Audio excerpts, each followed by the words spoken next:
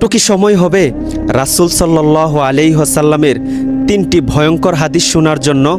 Number 1, রাসূল সাল্লাল্লাহু আলাইহি ওয়াসাল্লাম বলেছেন, নিশ্চয় রিজিকের দেরি হওয়ার কারণে কেউ যেন হালাল উপার্জন ছেড়ে হারাম পথে না যায়, কারণ আল্লাহর দেওয়া রিজিক মানুষ যেভাবেই হোক পেয়ে যাবে। হাদিসটি রয়েছে ইবনে মাজাহ শরীফের 2144 নম্বর হাদিস। নাম্বার 2, রাসূল সাল্লাল্লাহু আলাইহি ওয়াসাল্লাম বলেছেন, না জেনে তোমরা কারো প্রতি খারাপ ধারণা রেখো না, এটা সবচেয়ে বড় গুনাহ। হাদিসটি রয়েছে বুখারী শরীফের 5143 নম্বর হাদিস।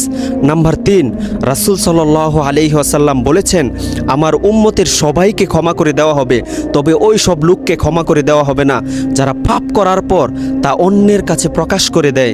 হাদিসটি রয়েছে তিরমিজি শরীফের 1856 নম্বর হাদিস। ভিডিও শেয়ার করে দিবেন। রাসূল সাল্লাল্লাহু আলাইহি ওয়াসাল্লাম বলেছেন, যেই ব্যক্তি আমার হাদিস শোনা মাত্র অন্যের কাছে শেয়ার করে দিবে, কাল কিয়ামতের দিন সে আমি নবীর সুপারিশ পাবে ইনশাআল্লাহ।